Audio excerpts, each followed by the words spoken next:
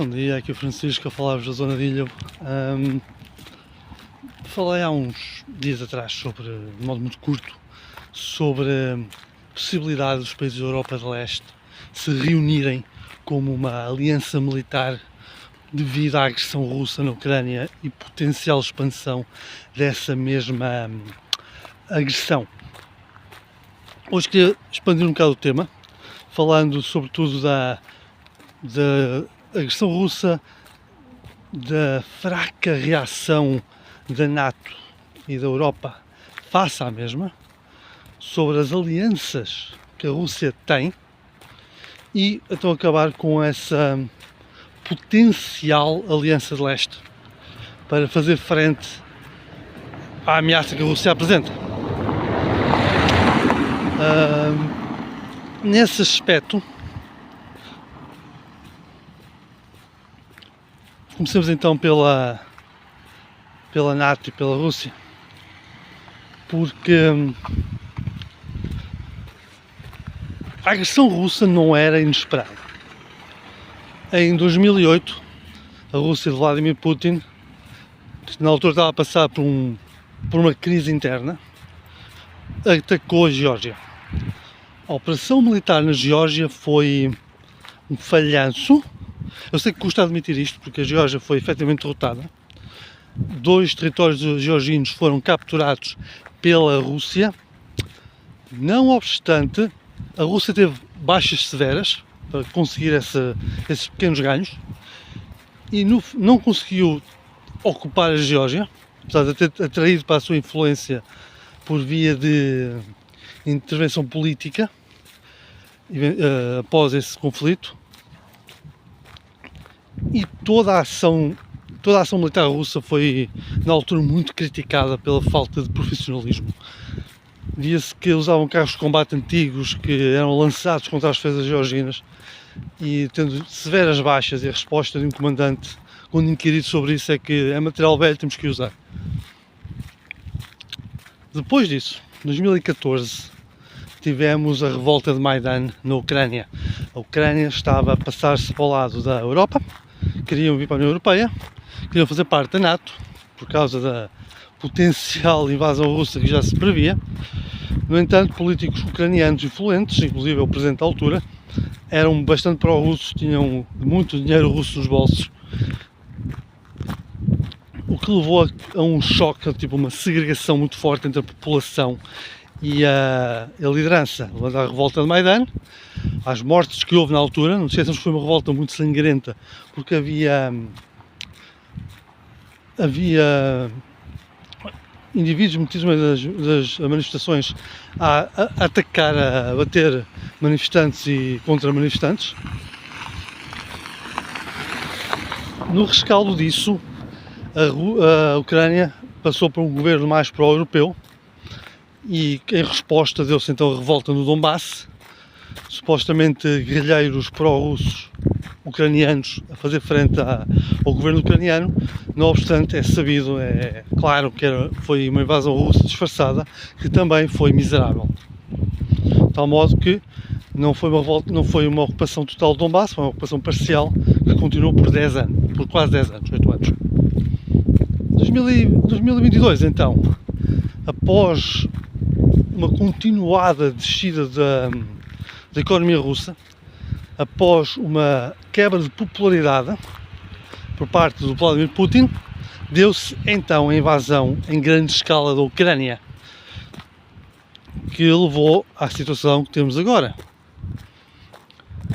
Ora, há várias comparações entre Vladimir Putin e Adolf Hitler, entre a situação da invasão da Polónia e a invasão da Ucrânia.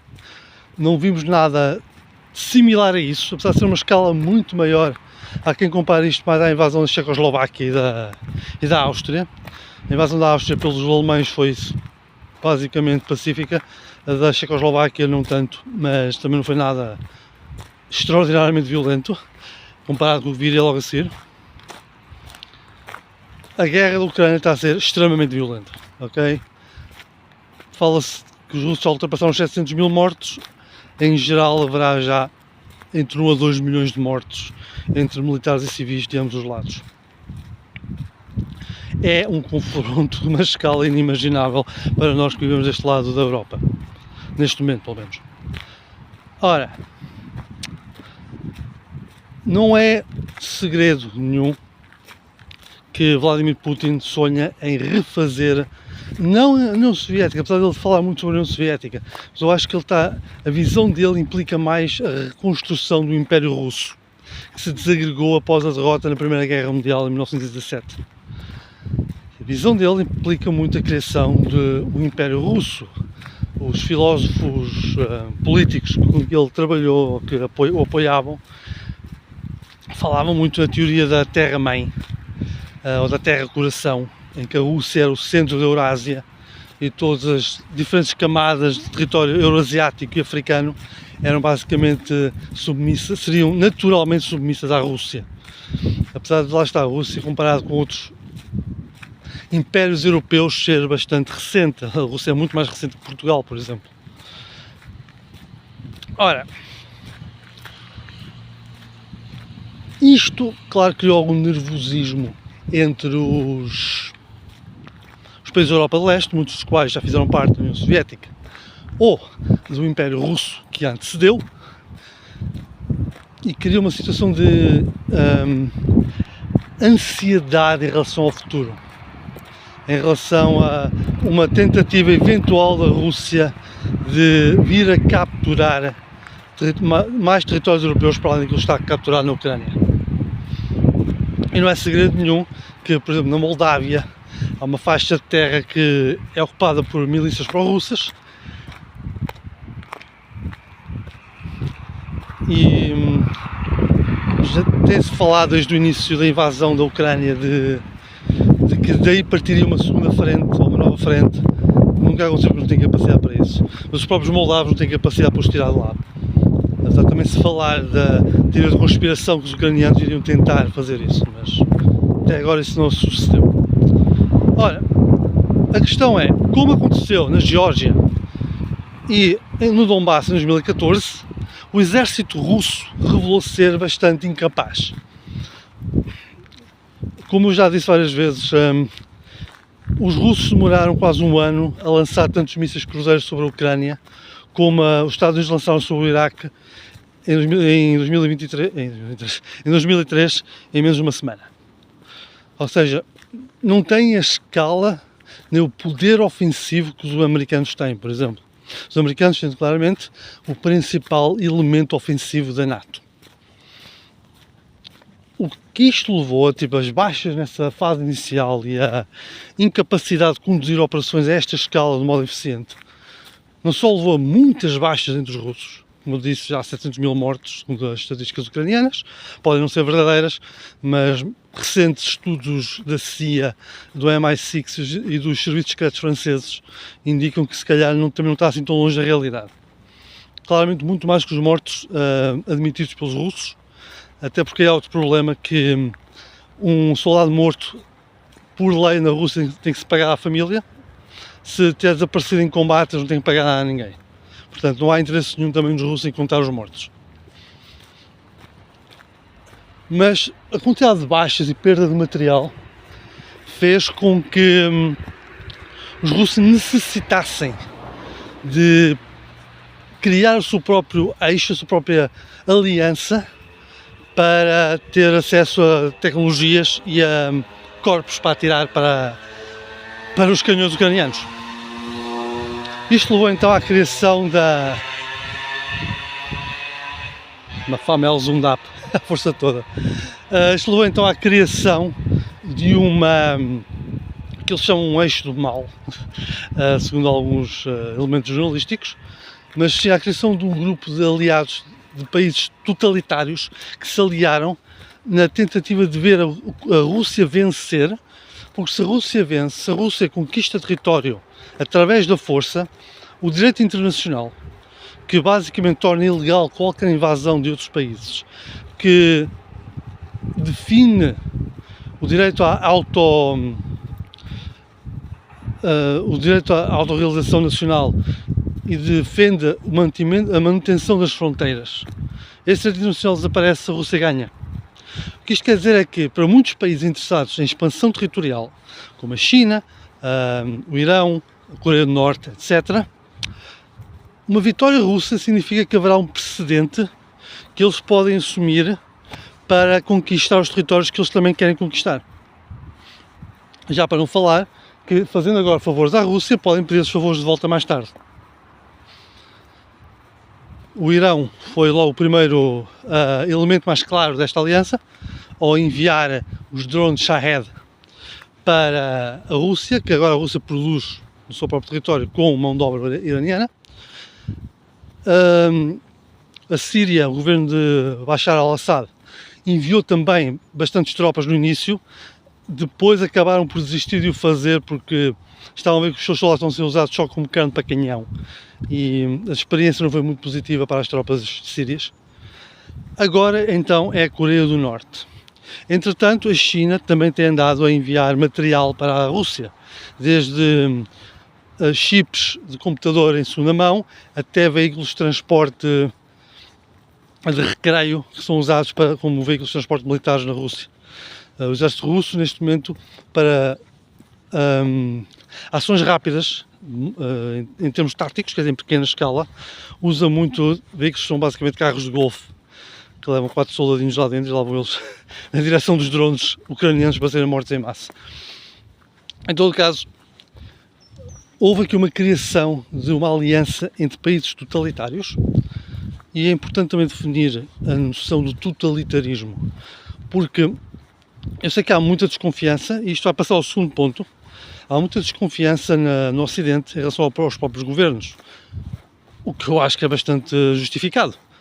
No entanto, o que é que nós podemos definir como totalitarismo num contexto simples? Estamos a falar de centrar o poder num grupo muito limitado de pessoas, normalmente com relações familiares ou de favores, ou pessoais.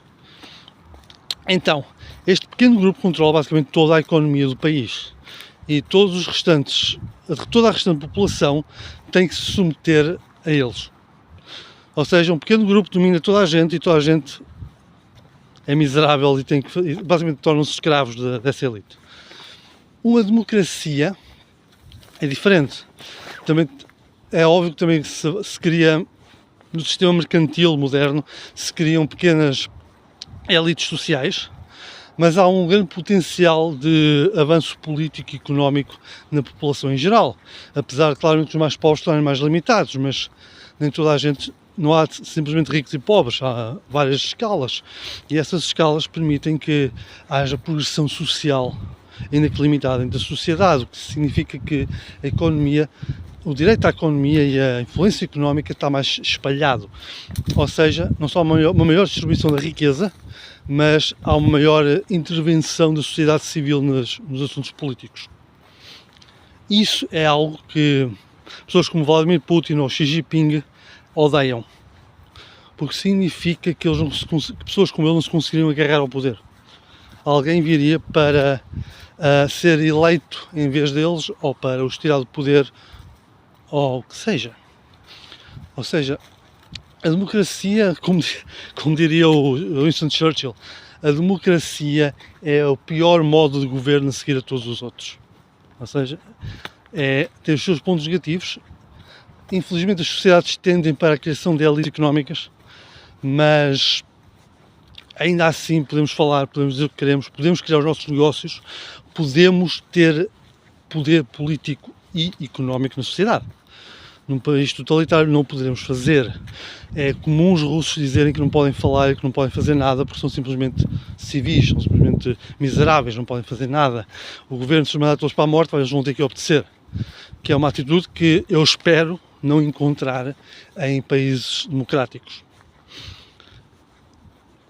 No entanto, a democracia tem também os seus defeitos. Como eu já disse, continua a haver uma tendência para a criação de elites económicas. Também há uma capacidade de criação de grupos de opiniões não fundamentados.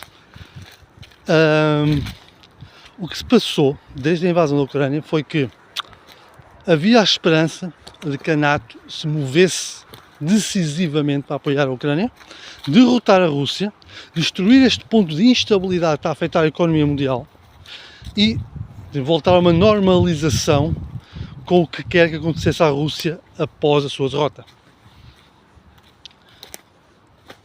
Agora, tem-se falado muito de que a quantidade limitada de recursos foram enviados para a Ucrânia para ela se defender da agressão russa é feita porque os países ocidentais têm medo das bombas atómicas russas. Isso é uma falácia. Qualquer pessoa minimamente bem informada sabe que os russos não vão usar bombas atómicas estratégicas. Ou seja, as grandes bombas atómicas feitas para destruir cidades no Ocidente não vão ser usadas porque, se isso acontece, terá que haver uma resposta por todas as potências nucleares, ou pelo menos a maior parte delas, para garantir não só que a Rússia paga por essa ação, mas que mais ninguém voltará sequer a pensar fazê-lo. E independentemente disso, a verdade é que no final todos perdem porque morreram milhões de pessoas. Os líderes possivelmente também morreram porque muitos dos alvos das bombas nucleares serão os seus lugares de esconderijo. E, portanto, isso significaria o fim de Putin e do seu círculo. Eles não querem isso, eles não vão usar essas armas porque eles não querem isso. Há um outro problema que, na minha opinião, é muito mais sério e muito mais importante. Tem a ver com o seguinte: vocês conhecem a Gazprom, já ouviram falar certamente das canalizações que transportam gás e petróleo da Rússia para a Europa. Muitos líderes europeus e empresários europeus tinham muito dinheiro investido na Rússia. A ideia, eu creio, era que o apoio tácito servisse para mostrar à população que, em geral, a maior parte da população destes países é profundamente pró-ucraniana. Eu acho que é um caso de senso comum pensar que, se um povo é atacado, tem que se defender e tem que ganhar. Passa um caso de senso comum, não é verdade? Imagina o vosso bairro e o pessoal do bairro à volta vos ataca, vos começa a matar vocês, os vossos filhos, e vos dizem que vocês não têm direito a fazer nada. Não faz sentido, vocês ficam claramente horrorizados com essa opinião. Agora, o maior problema aqui, como tu, eram os investimentos que havia na Rússia. Havia muita gente no bolso do Vladimir Putin, como por exemplo o Orbán, é um dos casos mais claros de alguém que está claramente no bolso de Vladimir Putin. E o que acontece é que eu acho que muitos destes países esperavam que a guerra acabasse como acabou a invasão de 2014, em que os russos são parados, eles param o avanço, vão para as negociações, congelam o conflito e voltamos aos negócios como estavam antes. Voltamos ao status quo, por assim dizer. O problema aqui é: Putin prometeu que ia invadir a Ucrânia em 3 dias. Não é? Operação militar especial, vamos mudar o regime da Ucrânia, em 3 dias isto está feito, vão todos para casa antes do Natal. Isso não aconteceu. E a Rússia, agora o Vladimir Putin voltar atrás nisso, significa que ele tem que admitir que foi derrotado. Isso, tendo em conta que a invasão começa num ponto em que a popularidade dele estava a cair, isso apenas fará com que as pessoas percebam que realmente ele era tão fraco como elas pensavam na altura. E poderá dar oportunidade a algum dos seus elementos do seu círculo de espetar proverbial, ou até literal, faca nas costas e subir ao poder. Portanto, essa instabilidade, essa hipótese de desaparecer o Putin e ir para lá alguém que não se conhece, que não sabe como é que vai reagir aos investimentos que já estavam feitos, torna os líderes ocidentais, isto é sobretudo claro com o Scholz da Alemanha, muito hesitantes em apoiar a Ucrânia, que claramente tem que ser apoiada pelo Ocidente. Porque lá está, se a Rússia ganha, então todos os outros elementos, todos os outros líderes com opinião que são conquistadores vão tentar conquistar. Portanto, o que é que isto levou? Isto levou a uma posição em que os países da Europa de Leste, que são os países a apoiar mais a Ucrânia, a enviar mais material, a enviar mais dinheiro, a enviar o máximo que podem dentro das suas possibilidades. Ainda recentemente a Suécia enviou centenas de veículos de transporte pessoal blindados que já estão desativados, mas estavam em reserva. Enviaram centenas deles, basicamente tudo o que tinham, para a Ucrânia. exatamente para garantir que a guerra não sai da Ucrânia e que se calhar para lá. No entanto, eles ao ver que os seus aliados da NATO, porque a NATO devia... É assim, a Ucrânia não faz parte da NATO, mas é um aliado próximo. O que significa que se esperaria então que com um aliado próximo da NATO a ser atacado desta maneira e a requerer ajuda, como disse o Zelensky, o presidente Zelensky no início da guerra, tipo, não quero boleiros para sair daqui, eu quero munições. E sabendo-se que o apoio que até agora foi dado é muito menos do que aquilo que esses países da NATO conseguem realmente oferecer, há algumas exceções. Por exemplo, munições de artilharia são claramente poucas a nível mundial.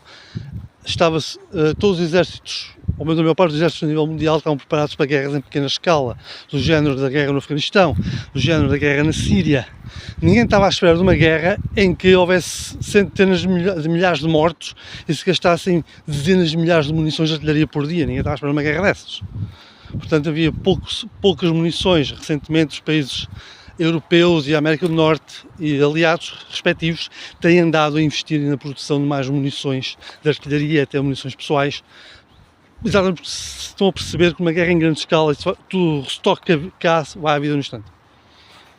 Pronto, em todo o caso, estes países da Europa Leste têm enviado tudo que podem e tudo que não podem. A França também tem. E a França vai enviar caças Mirage ainda este ano, que vai ser bastante interessante. No entanto, é óbvio para estes países da Europa de Leste que o apoio enviado não é suficiente.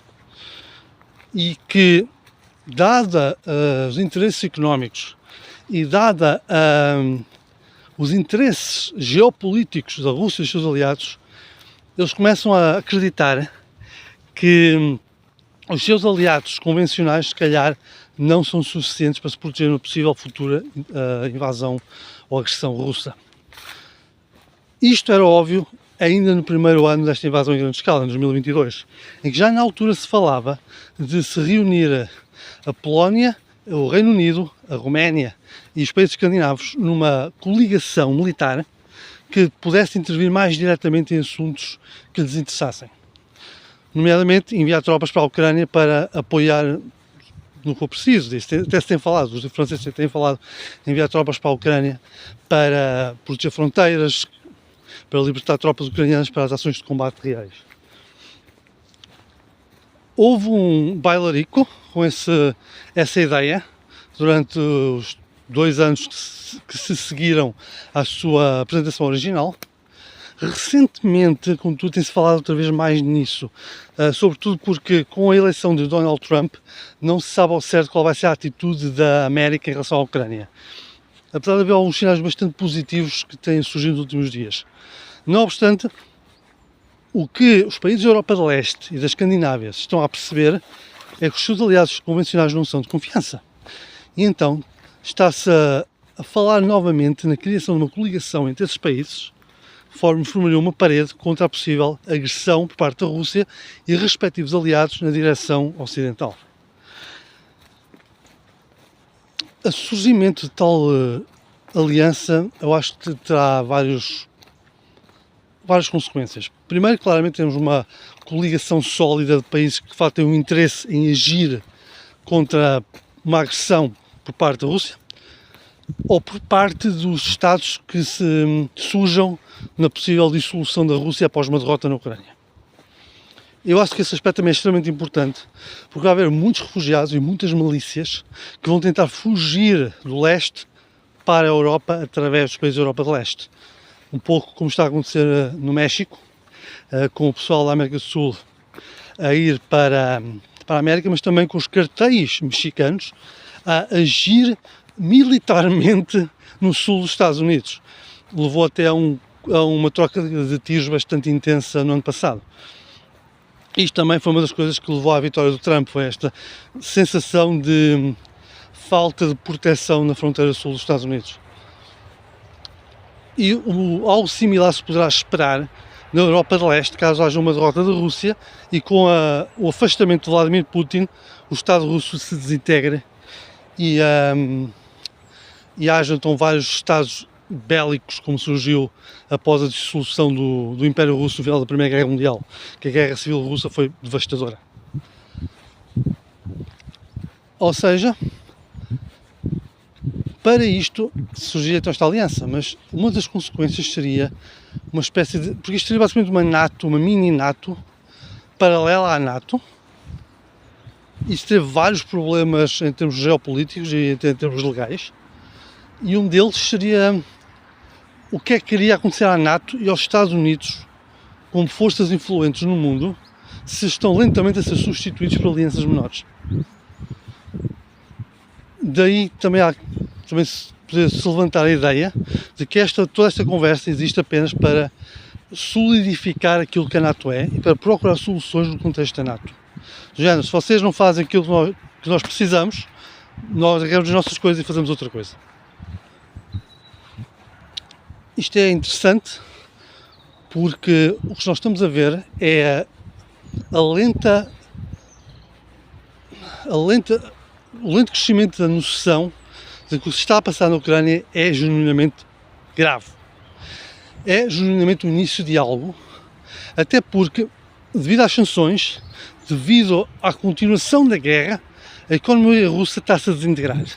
O rublo está cada vez mais desvalorizado, as pessoas não têm dinheiro, não têm comida,